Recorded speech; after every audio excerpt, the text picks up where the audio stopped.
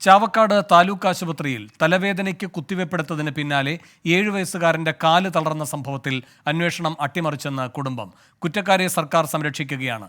തുടർ ചികിത്സയ്ക്ക് ആരോഗ്യവകുപ്പിൽ നിന്ന് സഹായം ലഭിച്ചില്ലെന്നും കുട്ടിയുടെ മാതാവ് പറഞ്ഞു. ഹൃദയ അശോക് കുമാർ എന്ന് പറഞ്ഞ ഡോക്ടറാണ് ഇത് പ്രിസ്ക്രിപ്ഷൻ എഴുതി തന്നത്. തലവേദനക്ക് എന്ന് പറഞ്ഞിട്ട് അവർ സൈക്ലോപാം ഇഞ്ചക്ഷൻ വയറുവേദനയാണ് തന്നിട്ടുണ്ടായിരുന്നത്. അത് കഴിഞ്ഞ് പിന്നെ ഇപ്പം ഈ മെയിൽ നഴ്സ് എന്ന് പറഞ്ഞാൽ അന്നത്തെ അവസ്ഥ ഉണ്ടത്, ഞാൻ അയാളെ ഭയങ്കര ഒരു സൈക്കോ ടൈപ്പായിട്ട് അയാൾ പെരുമാറിയായിരുന്നു നമ്മളോട്. എന്ന് പറഞ്ഞാൽ ഈ കുട്ടിയോട് ഇവന് മെല്ലെ കുത്ത് എന്ന് പറയുമ്പോഴും ഇയാൾ ദേഷ്യം പിടിച്ച് ഇഞ്ചക്ഷൻ സെറിഞ്ച് വലിച്ചെറിയ ചെയ്തത്. അത് കഴിഞ്ഞിട്ട് പിന്നെ കുത്തിയാലും നോർമലി ഇങ്ങനെ മസിൽ പിടിച്ചിട്ടാണ് ഇഞ്ചക്ഷൻ സാധാരണ ചെയ്യാറ്. പക്ഷെ അയാൾ ചെയ്ത ഒറ്റ കുത്തും കുത്തി അതേ സമയത്ത് തന്നെ മരുന്നും കയറ്റി. സൂരജ് സജി തൃശ്ശൂരിൽ നിന്ന് ചേരുന്നു കൂടുതൽ വിവരങ്ങളുമായി. സൂരജ്, ഗുരുതരമായ ചികിത്സാപ്പിഴവാണ് സംഭവിച്ചിരിക്കുന്നത്. എന്താണ് കുടുംബത്തിന്റെ പരാതി? വേണു, ഈ ഡിസംബർ 1-നാണ് ഈ സംഭവം നടക്കുന്നത്. അതായത് തലവേദനയുമായിക്കൊണ്ടാണ് 7 വയസ്സുകാരൻ ഈ ചാവക്കാട് താലൂക്ക് ആശുപത്രിയിൽ എത്തുന്നത്. ആ സമയത്ത് ഈ കുട്ടിക്ക് 2 ഇഞ്ചക്ഷന് ഡോക്ടർ നിർദ്ദേശിച്ചു, 2 കുത്തിവയ്പ് എടുക്കാൻ നിർദ്ദേശിച്ചു. തുടർന്ന് ആദ്യം ഇടത്തെ കൈയിൽ ഒരു കുത്തിവയ്പ് എടുക്കുന്നു. ആ സമയത്ത് ഈ കൈ കുമളച്ചു വരികയാണ്. അതോടുകൂടി കുട്ടിക്ക് വല്ലാതെ വേദന അനുഭവപ്പെട്ടതോടുകൂടി അടുത്ത കൈയിൽ ഈ കുത്തിവയ്പ് എടുക്കുന്നു. അതിനുശേഷം ഈ കുട്ടി വല്ലാതെ ഭയന്നു. കാരണം 2 തവണ കുത്തിവയ്പ് എടുത്തപ്പോൾ തന്നെ കുട്ടിക്ക് വല്ലാതെ വേദന എടുത്തു. ഇതോടുകൂടി അരയിൽ ഇഞ്ചക്ഷൻ എടുക്കാൻ സമയത്ത് കുട്ടി അതിനെ എതിർത്തു. ഇതോടുകൂടിയാണ് ഈ മെയിൽ നേഴ്സ് ദേഷ്യപ്പെട്ട് ഈ സിറിഞ്ച് അവിടെ ഇട്ടതിന് ശേഷം തിരിച്ചു പോകുന്നത്.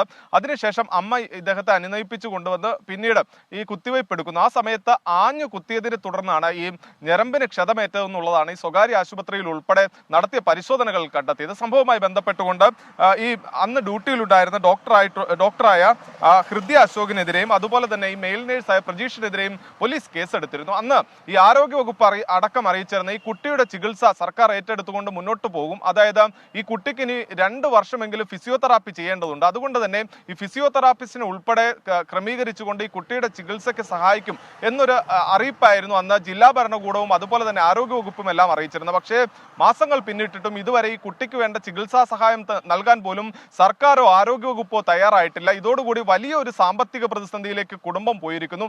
1 ലക്ഷത്തിലധികം രൂപ ഇതിനോടകം തന്നെ ഈ കുട്ടിക്ക് വേണ്ടി കുടുംബം ചിലവഴിച്ചു കഴിഞ്ഞു. അതോടൊപ്പം തന്നെ എല്ലാ ദിവസവും ഈ ഫിസിയോതെറാപ്പിക്കായി സ്വകാര്യ ആശുപത്രികളെ സമീപിക്കേണ്ട അവസ്ഥയിലാണ് ഈ കുടുംബമുള്ളത്. ആദ്യം കോഴിക്കോട് ബേബി മെമ്മോറിയൽ ആശുപത്രിയിലായിരുന്നു ഈ കുട്ടിയെ ചികിത്സിച്ചിരുന്നത്. പിന്നീട് ഈ സാമ്പത്തിക ചിലവ് താങ്ങാൻ കഴിയാത്തതിനാൽ ഈ കുട്ടിയെ തൃശ്ശൂരിലെ ആശുപത്രിയിലേക്ക് മാറ്റിയിരിക്കുകയാണ് കുടുംബം. ഇവർ പറയുന്നത് കുറ്റക്കാരെ സംരക്ഷിക്കുന്ന ഒരു നടപടിയുമായാണ് സർക്കാർ പോകുന്നത്. അവർക്ക് അനുകൂലമായ നിയമങ്ങളാണ് നാട്ടിലുള്ളത്. ഇതുവരെയും ഈ കുറ്റം ചെയ്തവർക്കെതിരെ നടപടിയെടുക്കാൻ പോലും തയ്യാറായിട്ടില്ല. ഈ മെയിൽ നേഴ്സ് ആയിട്ടുള്ള പ്രജീഷിന് ഈ സംഭവത്തെ തുടർന്ന് സ്ഥലം മാറ്റിയിരുന്നു. ഇദ്ദേഹത്തെ സ്ഥലം മാറ്റിയത് ഇരിങ്ങാലക്കുട ജനറൽ ആശുപത്രിയിലേക്കാണ്. അദ്ദേഹത്തിന്റെ വീട് വെള്ളിക്കുളങ്ങരയാണ്. തൊട്ടടുത്ത്, അതായത് വീടിന് തൊട്ടടുത്തുള്ള ഈ ആശുപത്രിയിലേക്ക് സ്ഥലം മാറ്റിയത് കൊണ്ട് എന്ത് നടപടിയാണ് സർക്കാർ സ്വീകരിച്ചത് എന്നുള്ളതാണ് കുടുംബം പറയുന്നത്. സാമ്പത്തികമായും മാനസികമായും തകർന്നു നിൽക്കുന്ന ഒരു സാഹചര്യമാണ്. ഈ സാഹചര്യത്തിൽ ഈ ആത്മഹത്യ അല്ലാതെ മറ്റു പരിഹാരമില്ല എന്ന് പറയുന്നു. ഈ കുഞ്ഞ് ഈ ഓട്ടത്തിലും ചാട്ടത്തിലും ഒക്കെ മിടുക്കനായിരുന്നു. സ്കൂളിൽ ഓട്ടത്തിലൊക്കെ സമ്മാനം വാങ്ങിയ കുട്ടിയാണ്. ആ കുട്ടിക്ക് ഈ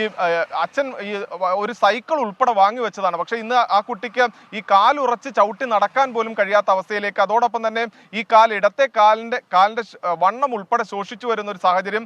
ആ സാഹചര്യത്തിൽ ഇനി എന്ത് വേണം എന്നാണ് ഈ കുടുംബം ചോദിക്കുന്നത്. വേണു, സൂരജ് സജിയാണ് തൃശ്ശൂരിൽ നിന്ന് വിവരങ്ങൾ നൽകിയത്.